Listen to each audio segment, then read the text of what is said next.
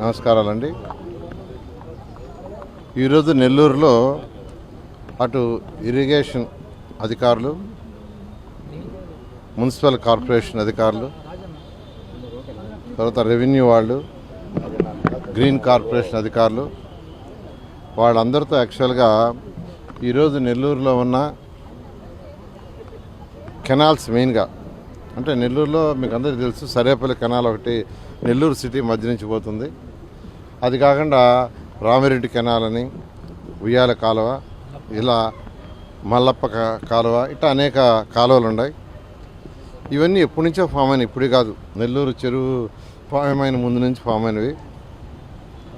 అయితే 2015లో వచ్చిన వరద వల్ల యాక్చువల్గా దాదాపు ఫస్ట్ ఫ్లోర్ కూడా మునిగిపోయింది. ఆ రోజు ముఖ్యమంత్రి గారు నెల్లూరులో ఉంటాం 4 రోజులు. వారి ఆధ్వర్యంలో అందరూ పనిచేసి రెక్టిఫై చేయడం జరిగింది. అటువంటి పరిస్థితి మళ్ళీ రాకూడదనే దాంతో ఒక మాస్టర్ ప్లాన్తో యాక్చువల్గా ముందుకు పోవాలని నిర్ణయించాం. ఎందుకంటే మొన్న బుడమేరు మీకు తెలుసు, బుడమేరు ఫ్లడ్ వల్ల దాదాపు 7 లక్షల మంది సఫర్ అయ్యారు. 10 రోజులు వాళ్ళు నీళ్ళల్లోనే ఉన్నారు. గ్రౌండ్ ఫ్లోర్లో ఉండేవాళ్ళందరూ ఫస్ట్ ఫ్లోర్కి వెళ్ళిపోయారు. వాళ్ళకి ఆహార పట్లాలు అవన్నీ కూడా హెలికాప్టర్ల ద్వారా, డ్రోన్స్ ద్వారా సప్లై చేసి, ఎందుకంటే ట్రాక్టర్లలో జేసీబీలో పోయినా ఆ వాటర్ యొక్క ఫోర్స్కి అవి తిరగబడిపోతున్నాయి. అలా దాన్ని రెక్టిఫై చేశారు. అలాంటి పరిస్థితి ఎక్కడ ఉండకూడదని ఆపరేషన్ బుడమేరు అని ముఖ్యమంత్రి గారు అనౌన్స్ చేశారు. ఈ ఆపరేషన్ బుడమేరే రాష్ట్రంలోని అన్ని జిల్లాల్లో యాక్చువల్గా ఇంప్లిమెంట్ చేస్తాం. ఆ నేపథ్యంలోనే నేను నిన్న ఇరిగేషన్ డిపార్ట్మెంట్ వాళ్ళు, మున్సిపల్ డిపార్ట్మెంటు, రెవెన్యూ వాళ్ళతో మాట్లాడాను. ఈరోజు విజిట్ పెట్టుకున్నాం. ఈరోజు విజిట్లో ఉయ్యాల కాలువ కావచ్చు, రామిరెడ్డి కాలువ కావచ్చు, ఇట్లా ఏదైతే ఉందో అవన్నీ చూసి ఒరిజినల్ దాని వెడల్పు ఎంత, ఒరిజినల్గా ఎంత ఉండాలి, ఇప్పుడు ఎంత ఉంది, దాన్ని ఏం చేయాలనేది ఒక స్టడీ 10 రోజుల్లో స్టడీ కంప్లీట్ చేయమని ఇరిగేషన్ వాళ్ళకి ఆదేశించాను. ఈ 10 రోజులు అయిన తర్వాత వీటిని టేకప్ చేస్తాం. దీనికి అందరూ సహకరించాల్సిందిగా కోరుకుంటున్నా. ఎందుకంటే ఈరోజు బుడమేరు రివర్ తీసుకుంటే కేవలం ఒక 500 మంది ఆక్యుపై చేసిందబ్బా. అది క్లోజ్ అయ్యి వాటర్ ఫ్లో కాక రివర్స్ వచ్చి విజయవాడ నగరం అంతా మునిగిపోయింది.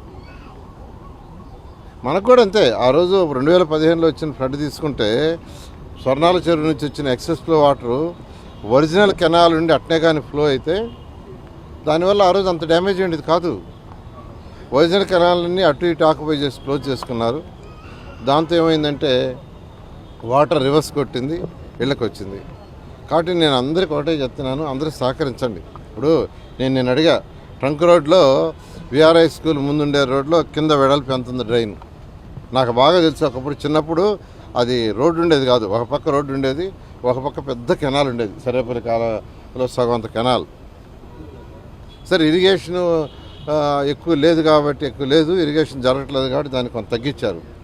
బట్ ఈ ఫ్లడ్ వచ్చినప్పుడు పోవటానికి ఎంత ఉండాలి, దాని ముందు యాక్చువల్గా సింహం హోటల్ కావచ్చు, ఆ ముందు కూడా ఈరోజు చాలా చిన్నది అయిపోయింది. నేను ఉన్నట్టు చెప్తున్నాను, వాటన్నిటిని వైడెన్ చేయాలా.